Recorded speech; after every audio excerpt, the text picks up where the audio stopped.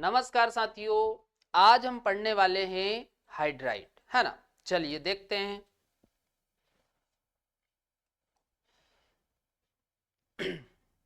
तो इस वर्ग के जो तत्व है वो H2E प्रकार के हाइड्राइड बनाते हैं। किस प्रकार के बनाते हैं? H2E। अब यहां पर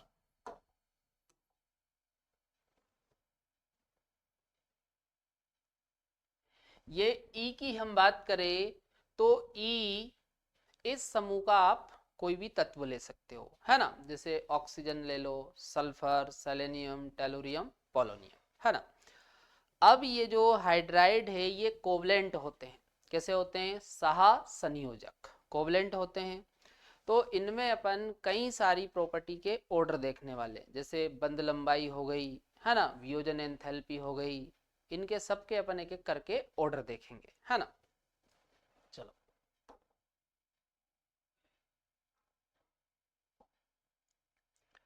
तो सबसे पहले अपन देखते हैं बंध लंबाई, है ना। अब देखो, बंध लंबाई की यदि अपन बात करें तो जो बंध लंबाई है, जब आप वर्ग में नीचे जाते हो तो नीचे जाने पर जो बंध लंबाई है वो बढ़ती है, क्योंकि नीचे जाने पर त्रिज्या बढ़ेगी और त्रिज्या बढ़ेगी तो बंध लंबाई भी बढ़ेगी, है ना। चलो लिख लेते हैं हम। Down the group,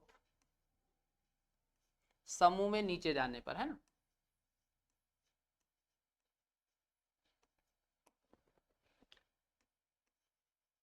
bond length बढ़ेगी। चलो, तो सबसे ज्यादा बॉन्ड लेंथ किसकी होगी? H2TE की, है ना।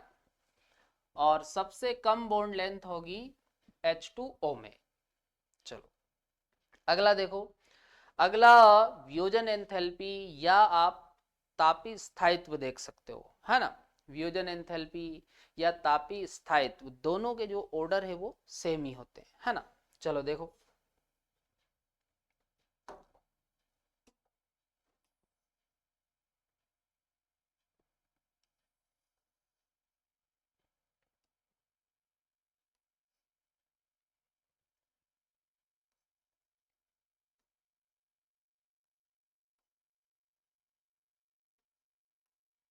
डाउन द ग्रुप, समूह में नीचे जाने पर, है ना। तो देखो, मैंने आपको पहले भी बताया है कि जो थर्मल स्टेबिलिटी है ये बॉन्ड एनर्जी के समानुपाती होती है और बॉन्ड लेंथ के होती है व्युत्क्रमानुपाती, है ना।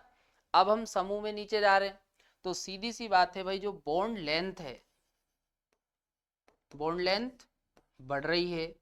अब बॉन्ड लेंथ बढ़ेगी तो जो बॉन्ड एनर्जी है वो कम होगी, और बॉन्ड एनर्जी कम होगी तो जो थर्मल स्टेबिलिटी है, सीधी सी बात है भाई, वो भी कम होगी। भाई आप बॉन्ड लेंथ से देख लो, चाहो बॉन्ड एनर्जी से देख लो, क्योंकि बॉन्ड एनर्जी और थर्मल स्टेबिलिटी दोनों एक दूसरे के कैसी है? समानुपाती, है ना। तो बॉन्ड लेंथ बढ़ रही तो बॉन्ड एनर्जी और थर्मल स्टेबिलिटी कम हो रही, है ना। तो सबसे ज्यादा थर्मल स्टेबिलिटी किसकी होगी? H2O की, और सबसे कम होगी H2TE की। चलो नोट करो ये ऑर्डर।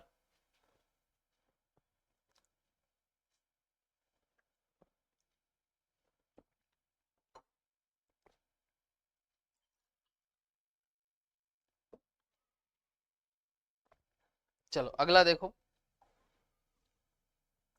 अगला हम देखने वाले अम्लीय गुण, है ना।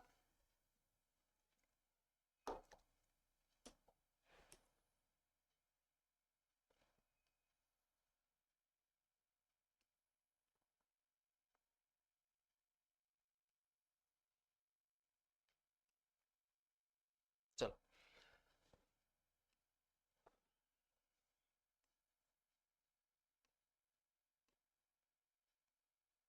डाउन द ग्रुप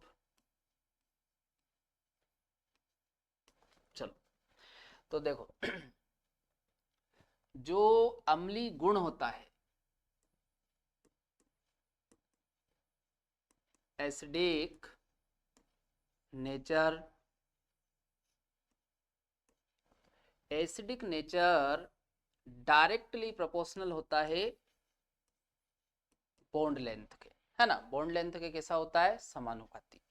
तो भाई नीचे हम जा रहे हैं, तो नीचे जाने पर जो बॉन्ड लेंथ है वो बढ़ रही है, तो सीधी सी बात है नीचे जाने पर एसिडिक नेचर भी बढ़ेगा।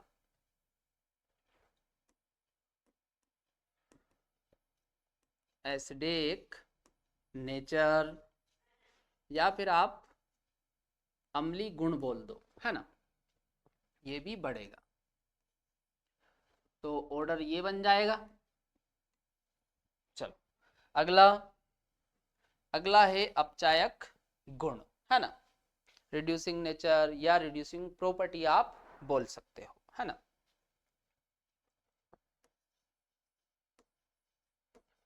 तो डाउन द ग्रुप, समूह में नीचे जाने पर, है ना, समूह में नीचे जा रहे हो आप। अच्छा, ये जो रिड्यूसिंग नेचर है, reducing nature, reducing nature directly proportional होता है बॉन्ड लेंथ के, है ना। तो भाई हम नीचे जा रहे हैं, तो नीचे जाने पर बॉन्ड लेंथ बढ़ेगी, और बॉन्ड लेंथ बढ़ेगी तो जो रिड्यूसिंग नेचर है, रिड्यूसिंग नेचर, रिड्यूसिंग नेचर भी बढ़ेगा, है ना। तो रिड्यूसिंग नेचर का ऑर्डर ये बन जाएगा, है ना। चलो नोट करो।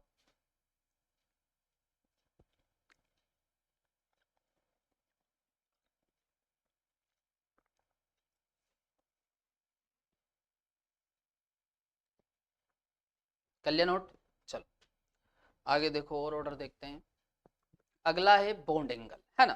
देखो मैंने आपको बताया था कि भाई जो बॉन्ड एंगल है, बॉन्ड एंगल सबसे पहले आपको देखना है स्टेरिक नंबर से।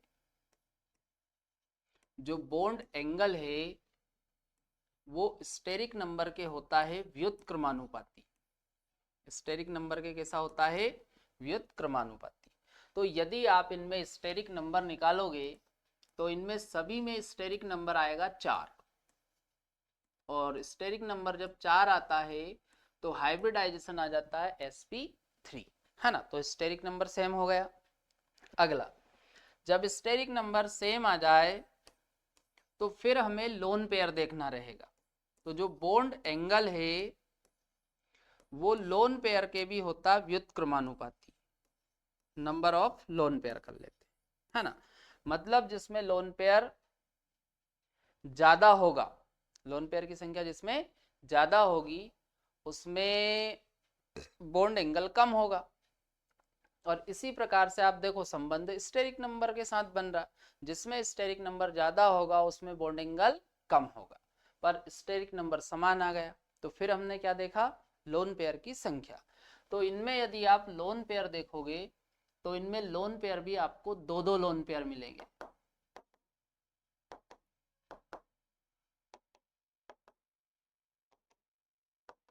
है ना। तो इनमें सभी में आपको कितने लोन पेयर मिलेंगे, दो दो लोन पेयर। तो भाई लोन पेयर भी समान हो गए। तो फिर अगला हमको देखना है बॉन्ड एंगल समानुपाती होता है इलेक्ट्रोनेगेटिविटी के। मतलब जिसमें इलेक्ट्रोनेगेटिविटी ज्यादा होगी उसमें बॉन्ड एंगल भी ज्यादा होगा। तो यहां पर आप देखो, यहां पर कौन है, ऑक्सीजन। तो यहां पर अपन लिख लेते हैं मोर इलेक्ट्रोनेगेटिविटी, क्योंकि भाई ऑक्सीजन की विद्युत ऋणात्मकता यदि हम देखें तो समूह में सबसे ज्यादा है, जबकि इसकी विद्युत ऋणात्मकता कम है। तो यहां पर अपन लिख लेते हैं लेस इलेक्ट्रोनेगेटिविटी।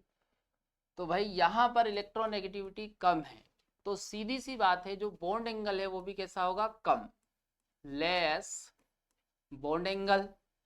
जबकि यहां पर अपन देखें तो भाई इलेक्ट्रोनेगेटिविटी विद्युत ऋणात्मकता ज्यादा है, तो यहां पर बॉन्ड एंगल भी ज्यादा होगा।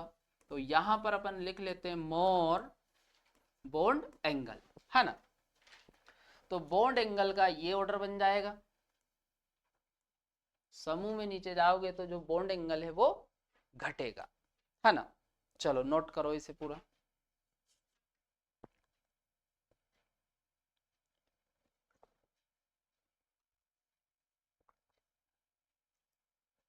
चलो कर लिया नोट, आगे देखो। चले अब अगला है गलनांक और क्वथनांक, है ना, मेल्टिंग पॉइंट और बॉइलिंग पॉइंट, है ना। तो देखो सबसे ज्यादा यदि अपन गलनांक की बात करें तो H2O का होता है ना। फिर आप समूह में नीचे जाओगे तो समूह में नीचे जाने पर जो गलनांक है वो बढ़ेगा, है ना। तो यदि अपन ऑर्डर बनाएं तो सबसे ज्यादा जो गलनांक है वो किसका है, H2O का। फिर ये जो ऑर्डर है वो नीचे जाने पर बढ़ रहा तो ये पलट जाएगा, फिर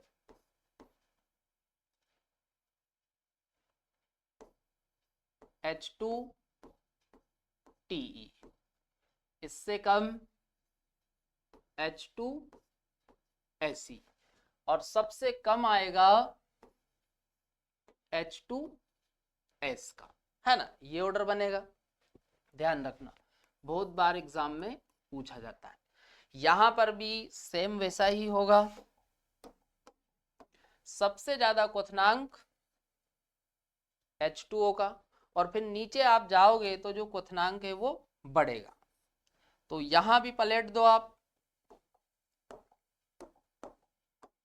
तो सबसे ज्यादा क्वथनांक किसका होगा, H2O का, इससे कम H2TE, इससे कम H2SE, और सबसे कम हो जाएगा H2S का, है ना। नोट करो ये दोनों ऑर्डर।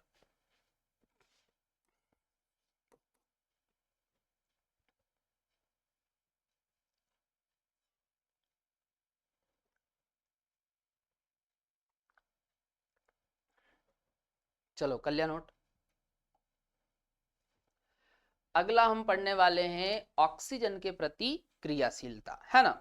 तो जब ये ऑक्सीजन के साथ अभिक्रिया करते हैं तो ऑक्साइड बनाते हैं, क्या बनाते हैं, ऑक्साइड। तो इनके जो ऑक्साइड है वो दो प्रकार के बनते हैं, EO2 और EO3। ई क्या है, इस परिवार का आप कोई भी एलिमेंट ले लो, जैसे सल्फर ले सकते हो, सेलेनियम ले लो, टेलुरियम ले लो, पोलोनियम ले लो, है ना। चलो तो ये पूरा थ्योरेटिकल पार्ट है, एक एक करके अपन सारे पॉइंट डिस्कस कर लेते हैं, है ना। चलो ये सभी तत्व EO2 तथा EO3 प्रकार के ऑक्साइड बनाते हैं, है ना, ध्यान रखना।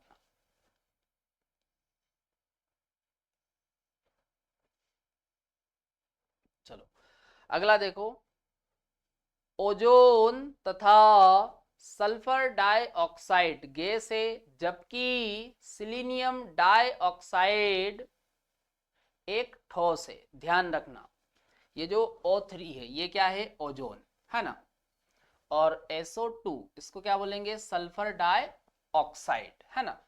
तो O3 और SO2 ये दोनों क्या है, गैस, किस अवस्था में मिलेंगे आपको, गैस। जबकि सिलीनियम डाइऑक्साइड SeO2 ये कैसा होता है, ठोस, ध्यान रखना कैसा होता है ये, ठोस। चलो अगला, यदि हम इनका अपचायक गुण देखें तो अपचायक गुण समूह में नीचे जाने पर कम होता है ना। देखो डाई ऑक्साइड का अपचायक गुण SO2 से TeO2 तक कम होता है ना, ध्यान रखना। अपचायक गुण SO2 से TeO2 तक कम होता है ना, ध्यान रखना। आगे सुनो, SO2 एक अपचायक है जबकि TeO2 एक आक्सीकारक है, ध्यान रखना। TeO2 क्या है, आक्सीकारक, जबकि SO2 क्या है, एक अपचायक है ना। अगला EO2 और EO3 दोनों ही प्रकार के जो ऑक्साइड है ये अम्लीय प्रकृति के होते हैं, और समूह में नीचे जाओगे तो जो इनकी अम्लीय प्रकृति है वो कम होगी। समूह में नीचे जाने पर अम्लीय प्रकृति कम होगी। चलो देखो इधर, जैसे EO2 तो SO2 SeO2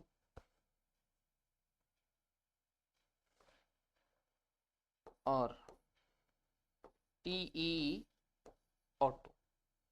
चलो अगला देखो, EO3 प्रकार के, तो SO3 SeO3 और TeO3 है ना, इनकी जो अम्लीय प्रकृति है वो समूह में नीचे जाने पर कम होगी, है ना। तो ये ऑर्डर बन जाएगा।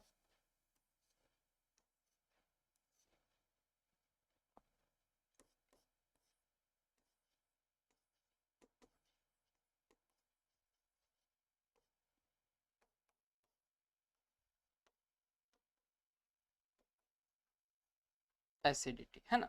चलो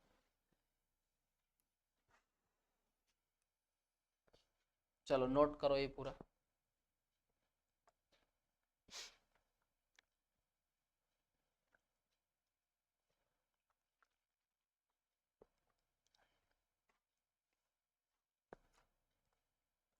चलो कल्या नोट।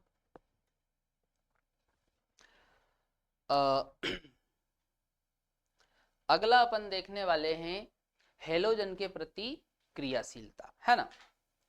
तो यहां पर आप देखो जो E है ऑक्सीजन परिवार का तत्व है, और X क्या है, हेलोजन।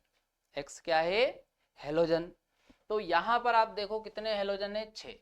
तो इसको अपन क्या बोलेंगे, हेक्सा हेलाइड। हेलोजन कितने हैं, 6, तो क्या बोलेंगे, हेक्सा हेलाइड। यहां पर आप देखो कितने हेलोजन है, 4, तो इसको हम बोलेंगे टेट्राहेलाइड। क्या बोलेंगे इसको, टेट्राहेलाइड। और यहां पर देखो कितने हेलोजन है, 2, तो इसे हम बोलेंगे डाइहेलाइड। क्या बोलेंगे, डाइहेलाइड। चलो अगला देखो, और इन हेलाइड के स्थायित्व का यदि हम क्रम देखें तो इनके स्थायित्व का जो घटता क्रम है वो इस प्रकार से रहेगा। सबसे ज्यादा जो स्टेबल है वो किसका हेलाइड रहेगा, फ्लोरीन का। और सबसे कम यदि अपन देखें तो किसका रहेगा, आयोडीन का। ये ऑर्डर बन जाएगा हेलाइडो का स्थायित्व के घटने का क्रम। चलो नोट करो। अगला हेक्सा हेलाइड में यदि हम बात करें तो जो हेक्सा हेलाइड होते हैं उनमें केवल हेक्सा फ्लोराइड ही स्थायी होते हैं, ध्यान रखना। जो हेक्सा हेलाइड है उनमें केवल हेक्सा फ्लोराइड ही स्थायी होते हैं, है ना, ध्यान रखना। हेक्सा हेलाइडो, है ना, ये हिंदी में लिखा है इसलिए हेक्सा हेलाइडो है ना, या फिर अपन हेक्सा हेलाइट्स बोल सकते हैं इंग्लिश में ना। में केवल हेक्सा फ्लोराइड ही स्थायी हेलाइड होते हैं, है ना। आगे सुनो, सभी हेक्साफ्लोराइड गैसीय प्रकृति के होते हैं, ध्यान रखना। सभी जो हेक्साफ्लोराइड है इनकी प्रकृति कैसी होती है, गैसीय। इनकी संरचना अष्टफल की होती है, ध्यान रखना। इनकी जो संरचना है वो कैसी होती है, अष्टफल की। क्योंकि आप देखो साइड एटम कितने हैं, 6। भाई हम बोल रहे हैं ना हेक्सा हेलाइड, तो साइड एटम कितने हो गए, 6। और जब 6 साइड एटम होते हैं तो जो संरचना है वो क्या बन जाती है, अष्टफल की, है ना। चलो आगे देखो, सल्फर हेक्साफ्लोराइड SF6 त्रिविम कारणों से असाधारण रूप से स्थायी होता है, ध्यान रखना। त्रिविमी कारणों से, है ना, ध्यान रखना, त्रिविमी। चलो अगला, टेट्राफ्लोराइडो में SF4 एक गैस होता है, ध्यान रखना।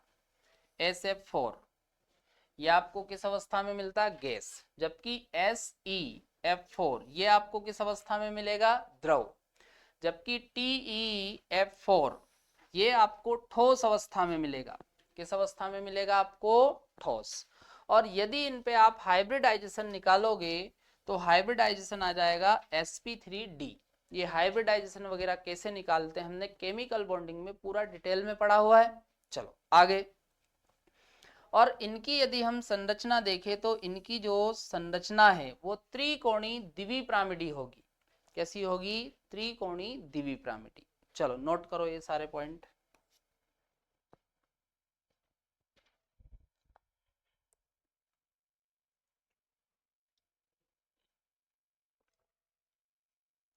चलो तो आज अपन इस वीडियो में यहीं तक रखते हैं और इसके आगे अपन कंटिन्यू करते हैं कल।